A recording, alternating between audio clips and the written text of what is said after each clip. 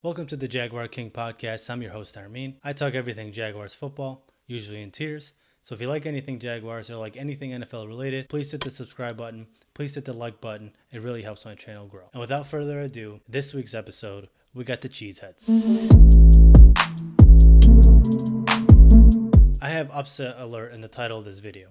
Not because I actually think the Jaguars will win this game, but I want to alert all Jags fans we're going to be really upset this week. There's nothing I fear more than in Movember when Aaron Rodgers comes out with that handlebar mustache to go along with his beady little eyes. Jaguars fans know firsthand what a mustache can do to a quarterback. Could you imagine if Gardner Minshew didn't have a mustache? The dude would be working at Denny's. And could you imagine if Aaron Rodgers didn't have a mustache? The dude would still be packing Brett Favre's lunch. Aaron Rodgers has been on chill mode this season.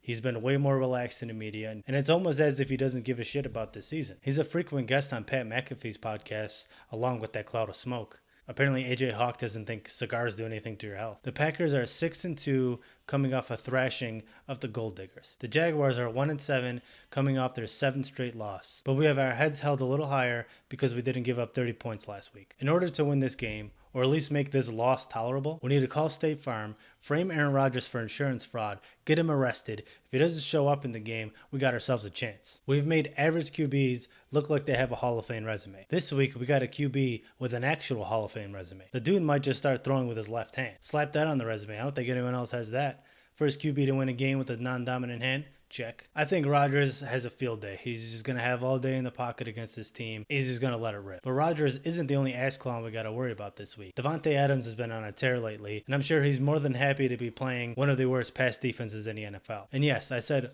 one of the worst. The Jaguars are 31st in the NFL in pass defense, so Green Bay, you better bring your shit, because Jaguars aren't messing around. Honestly, if I'm rookie cornerback CJ Henderson this game, I'm telling the Jags I got explosive diarrhea and I can't make this game. He's got to cover Davante Adams with no pass rush. I'm faking the first injury I can to get the hell out of there. There's also a chance Allen Lazard could be playing this game. Allen Lazard is a pretty good receiver for the Green Bay Packers. He was actually signed off the Jaguars practice squad last year, and I'm sure he couldn't be more happy about that. He was probably like, I get to play with a Hall of Fame QB, and I actually get a chance to play because they never draft him wide receiver help. What more could I want? Mercedes Lewis is another former Jaguar who's carving out a nice end to his career as the gas runs out. And last but not least, Nathaniel Hackett is the Packers offensive coordinator. He was actually the Jaguars offensive coordinator when they went to the AFC Championship game. I actually liked him, but he was fired by Jaguars head coach Doug Marrone. I'm sure if he gets a chance to run up the score, he's hopping on the nearest treadmill. The Packers also have a good running back in Aaron Jones, who does pregame dances and shit, so those players are usually good. And at the very least, they just become TikTok famous.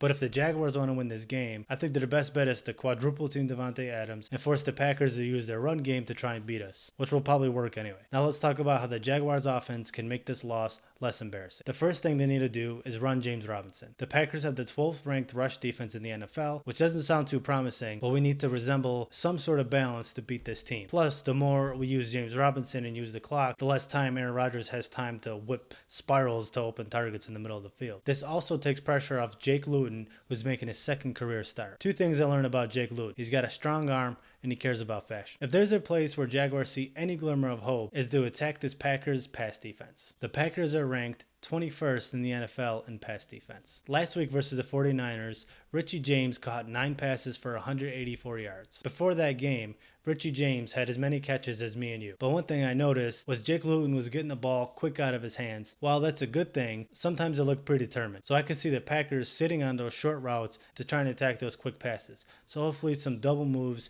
are schemed into the game to try and catch him off guard. So I think if we have a balanced attack on offense with a good mix of run to control the clock for our defense to be off the field, but use our passing attack to address their defensive weakness. Now let's get into my predictions for the game. The Packers are clearly the more talented team here, and they're coming off a rebound game. The Jaguars have been trying to rebound for 7 straight weeks, and we're just left on red. There has also been a $99,000 bet made against the Jaguars to lose. Shad Khan, you sneaky bastard. But with all that being said, I think this one's a pretty easy one. Packers win this game 35-14.